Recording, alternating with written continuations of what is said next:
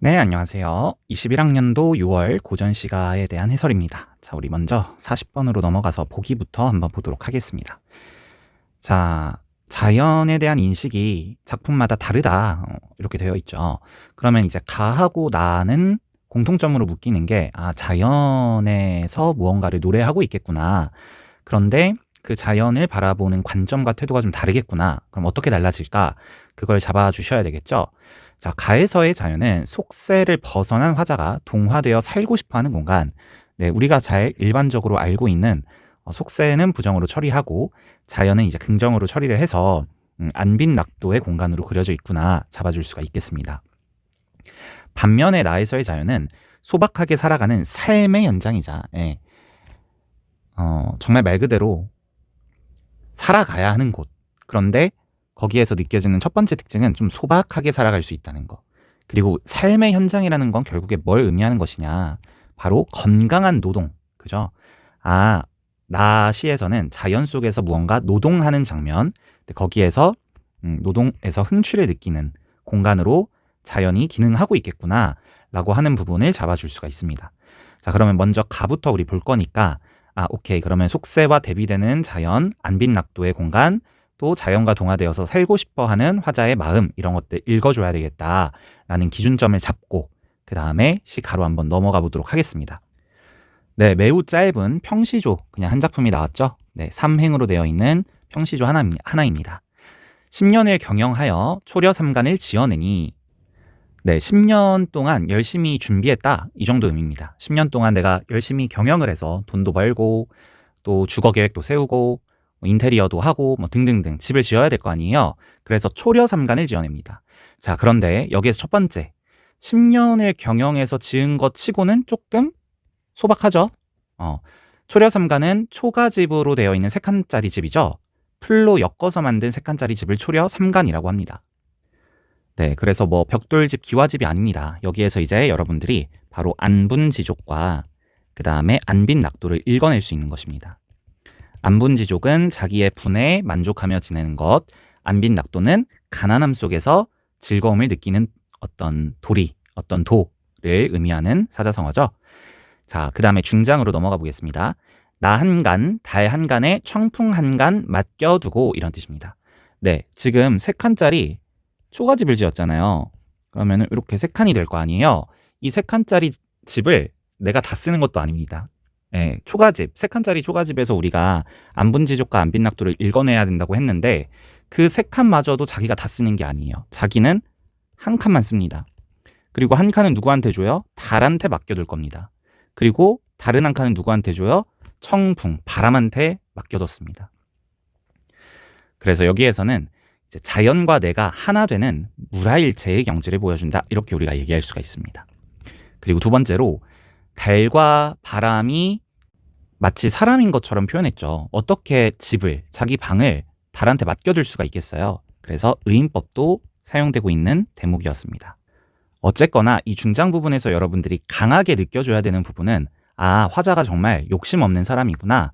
10년 동안 열심히 초려삼간을 지어놓고는 그 중에 한 칸만 자기가 쓰고 나머지는 자연과 함께 살아가고 싶어하는 그런 심리와 정서를 읽어낼 수가 있어야 되겠습니다. 마지막 종장입니다. 강산은 들일 데 없으니 둘러두고 보리라. 네, 이제 3칸이 꽉 찼습니다. 그래서 강하고 산은 들일 곳이 없으니 둘러두고, 네, 바로 집 앞에 이렇게 둘러두고 보겠다라고 되어 있는 것이죠. 그러면 달이랑 청풍이랑 강산은 모두 같은 의미입니다. 그죠? 자연을 상징하는 것이고요. 그리고 화자가 함께 살고 싶어하는 대상물들이다라고 잡아줄 수가 있겠습니다. 자, 그러고 나서 문제로 한번 넘어가 볼게요. 38번에 1번, 공간의 이동에 따라서 시상을 전개하고 있다. 네, 공간의 이동 있었던 적이 없었죠? 화자가 A라는 공간에서 B라는 공간으로 이동했습니까? 그런 게 없었습니다. 4번입니다. 가는 시어의 반복을 통해 리듬감을 형성하고 있다. 자, 반복이 나오면 리듬감이 형성되는 건 100%입니다. 필수 불가결하거든요. 예외가 없다는 말입니다. 그러면 시어가 반복되고 있는지 아닌지만 확인해 주면 되는데, 가를 보니까 한 칸이라고 하는 시어가 반복되고 있죠. 네, 그래서 4번은 적절하고요. 5번, 구체적인 묘사를 통해 계절감을 부각하고 있다.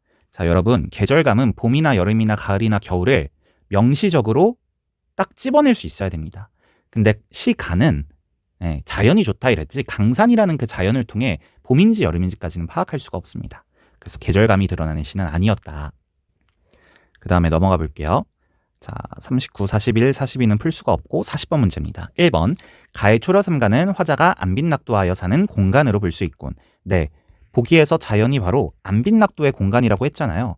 근데 그 안빈낙도의 공간을 초려삼간과 연결할 수가 있겠죠. 초가집이기 때문에 기와집이 아니라, 그래서 적절합니다. 가의 화자는 강산에서 벗어나 달과 청풍과 하나가 되어 살아가려는 태도를 보이고 있군. 네, 달과 청풍은 맞습니다. 그러나 강산에서 벗어나가 틀렸죠? 네, 초려삼간이 꽉 찼기 때문에 강산은 둘러놓고 보겠다고 했습니다. 그건 강산에서 벗어나는 것이 아니라 강산, 달, 청풍이 모두 같은 하나의 속성, 하나의 이미지를 공유하고 있는 시어들이었다는 것을 파악할 수가 있어야 되겠습니다. 그래서 정답은 2번이 바로 체크가 되겠습니다. 자, 그 다음에 이제 시나로 넘어가겠습니다. 시나로 넘어가기 전에 다시 한번 보기에서 설명해 주었던 자연이라는 공간을 시나에서는 어떻게 활용하고 있는지 기억을 해 주셔야 되겠죠. 그래서 소박하게 살아가는 삶의 현장, 두 번째로 노동하면서 흥취를 느끼는 공간, 이 두 가지를 잡아 주셔야 되겠습니다. 서산에 아침볕이 비치고 구름은 낮게 떠 있구나. 자, 여기에서는요, 화자가 지금 살고 있는 어떤 공간의 배경을 그냥 얘기해주고 있습니다. 큰 의미가 있는 거라기보다는 그냥 아침에 일어나서 보니 볕이 비치고 또 구름은 낮게 떠 있구나 라고 하면서 정경과 풍경을 묘사하고 있는 대목이었습니다. 그리고 아침이라는 시간적 배경 드러나고 있는 거 정도는 잡아줄 수가 있겠죠. 비온 뒤 묵은 풀이 누구 밭에 더 짙었는가 하고 있죠. 아, 그러면 어젯밤새 뭔가 비가 왔었나 봐요. 비가 그치고 오늘 아침에 보니 묵은 풀, 여러분 묵었다라는 게 무슨 의미인지 알죠? 시간이 오래돼서 뭔가 성장하고 뭔가 성숙해 있는 그런 상태를 우리가 묵었다라고 얘기하잖아요. 그러니까 비가 왔으니까 풀은 당연히 엄청나게 많이 자랐겠죠. 쑥 자랐을 겁니다. 그래서 그 풀이 누구 밭에 더 짙어 있는가라고 의문형 어미를 통해서 이야기하고 있는 거죠. 그래서 더 짙은 밭에 있는 풀들을 이제 베야 되겠죠. 농사를 지어본 학생들은 많이 없겠지만 농사를 지어본 경험이 있으면 정말 이게 너무 공감이 깊게 갈 겁니다. 정말 비가 한 번 오고 나면 풀이 몇십 센치씩 훅훅 자라거든요. 그리고 그거를 다 뽑아주고 베해줘야 됩니다. 그죠? 왜냐하면 내가 짓고 있는 곡식이 영양분을 다 먹어야 되는데 이 풀이 있으면은 풀한테 그 영양분이 가는 거거든요. 그래서 그렇게 이제 누구 밭에 더 묵은 풀이 많냐라고 하고 있는 대목이었고, 두어라 차례 정한 일이니 매는 대로 매리라. 근데 그래도 어차피 다 해야 되는 일이니까 차례가 있는 일이니까 그냥 순서대로 쭉 하자 정도의 의미로 읽어줄 수가 있겠습니다. 그래서 일수에서는 결국에 아침에 이제 김매기를 위해서 그리고 묵은 풀을 뽑기 위해서, 매기 위해서 준비하고 있는 화자의 모습이 드러나는 것이고요. 그리고 거기에서 이제 자기 밭만 생각하는 게 아니라 누구 밭이 가장 심한가 보기도 하고, 그리고 또 심지어 거기에서 어때요? 아, 두어라 어차피 다 차례가 있는 일이니 다 해야 되는 일이니 하나씩 처리하자. 요 정도의 의미에서 어떤 공동체적인 삶의 공간을 우리가 느낄 수가 있는 것입니다. 그죠? 둘러내자, 긴 고랑을 둘러내자. 자, A, B, A 구조라고 하죠. 반복이 되고 있고요. 우리 1수에서 이제 김을 매야 되겠다 했던 게 이번 3수에서는 이제 고랑을 둘러내자 하는 것으로 이어지고 있습니다. 이걸 이제 우리가 보기에서 읽었던 내용하고 연결을 해보면 바로 노동이겠죠. 노동의 공간으로서 자연이 드러나고 있는 구절이었습니다. 바라기 엿골을 고랑마다 둘러내자. 잡초를 다 고랑마다 둘러내자. 다 뽑아버리자 하는 거죠. 잡초 짙은 긴 살에 마주 잡아 둘러내자. 사례가 뭔지는 알 수 없습니다. 그리고 몰라도 상관이 없죠. 뭔지는 모르지만 잡초 비슷한 거겠죠. 그거를 심지어 마주 잡아서 함께 하는 겁니다. 혼자 할 수가 없습니다. 그래서 둘러내자 라고 하면서 청유형 어미죠. 우리 함께 이런 것들을 같이 수행해 봅시다 라고 하면서 이야기가 이어지고 있습니다. 땀은 듣는 대로 듣고 볕은 쬐을 대로 쬐다. 청풍에 옷깃 열고 긴 휘파람 흘리불 때 또 뭐 청풍에 옷깃 열고 이건 이제 더우니까 옷깃을 싹 열은 것이라고 볼 수 있겠고, 긴 휘파람 이런 것들이 이제 청각적 심상이죠. 그래서 노동을 하면서 이렇게 휘파람을 부는 모습들 우리가 확인을 할 수 있고요. 그 위에 구절을 해석하기가 조금 어려울 수는 있는데, 땀은 듣는 대로 듣는다. 왜 갑자기 땀이 듣는다 그러지? 땀한테 귀가 있나? 좀 애매하긴 합니다. 얘는 정확하게 뭔가 해석을 확정하고 넘어가기보다 그냥 땀이 많이 흘렀는데 그걸 그냥 자연스럽게 두고 있는 모습 정도로 이해할 수 있을 것 같아요. 왜냐하면 바로 뒤에 구절하고 연결해서 읽었을 때 그런 거죠. 볕은 쬐대로 쬐다. 이것도 볕이 아주 강력하게 내리쬐지만 뭐 옛날에 선크림이 있었겠습니까? 그냥 쬐 대로 쬐라. 뜨겁네. 그리고 나는 그런 곳에서 노동하고 있네. 그 정도의 의미로 쓴 걸 거 아닙니까? 그래서 땀을 많이 흘리면서 또 햇빛을 받으면서 그러니까 이제 그 와중에 너무 더우니까 청풍에 옷깃을 열고 바람이 슬슬 불어오는 그 시간에 긴 휘파람을 불며 노동하고 있는 그냥 화자의 모습. 그래서 땀 흘리며 열심히 일하고 있는 모습, 이 정도를 읽어줄 수가 있겠습니다. 어디서 길 가는 손님네 아는 듯이 머무는 곳. 그런 장면을 보면서 어떤 한 손님이, 한 객이 마치 손님인데 아는 것처럼 되게 오래 지낸 친구처럼 머물고 있다 라고 하는 표현이겠죠. 그래서 여기에서는 굉장히 한적하고 뭔가 고요한 그런 농촌의 모습이 그려지고 있다, 이렇게 잡아줄 수가 있겠습니다. 밥그릇에 보리밥이요, 사발에 콩잎 나물이라. 네, 자, 우리 이런 보리밥, 그 다음에 산나물 이렇게 나오면은 어떤 것들이죠? 바로 소박한 음식입니다. 뭐 고기 반찬을 먹는 게 아닙니다. 네, 요 정도면 충분한 거죠. 그래서 소박한 음식을 표현하는 사자성어들, 바로 단사, 표음, 그 다음에 박주, 산채, 요 정도 기억을 좀 해주시고요. 네, 이제 노동 쉬는 시간에 우리 먹는 음식을 새참이라고 하죠. 그런 거 먹고 있는 장면이구나 읽어줄 수 있습니다. 내 밥이 많을세라 네 반찬이 적을세라. 뭐뭐세라 뭐뭐세라 이렇게 나오면 얘는 고전시가에서 뭐뭐일까 두렵다, 이런 의미죠. 그래서 내 밥이 많을까 두렵고 네 반찬이 적을까 두려워. 네, 상대방을 배려하는 모습들이 드러나고 있습니다. 먹은 뒤 한숨 졸음이야 너나 나나 다를 쏘냐. 네, 서리적 표현이네요. 같다라는 뜻입니다. 즉 먹고 나니까 졸음이 슬슬 밀려오는 게 너랑 나랑 똑같네. 네, 그래서 이 농촌에서 이기적이지 않고 이타적으로 살아가는 사람들의 모습, 그리고 또 하나된 마음으로 함께 일하고 있는 모습, 이 정도 그리시면서 시를 읽어줄 수 있겠고요. 돌아가자 돌아가자 해지거든 돌아가자. 다시 AAPA 구조가 나왔고요. 역시 뭐뭐 하자니까 청유형 어미를 사용하고 있습니다. 네, 이제 해가 졌습니다. 밤이 됐네요. 시간적 배경이 바뀌었습니다. 이런 것도 우리가 바로 시간의 흐름이라고 하죠. 네, 밤이 됐으니까 이제 돌아가야죠. 냇가에 손발을 씻고 홈이 메고 돌아올제 뭐뭐 할제 이러면 뭐뭐 할 때, 이런 의미죠. 어디서 우배 초적이 함께 가자 재촉하는 곳. 우배 초적 이러면 풀피리 소리입니다. 그래서 풀피리 소리가 함께 가자고 재촉한다라고 느끼고 있다는 거죠. 그래서 풀피리 소리를 지금 의인화해서 표현한 것이고요. 당연히 청각적 심상입니다.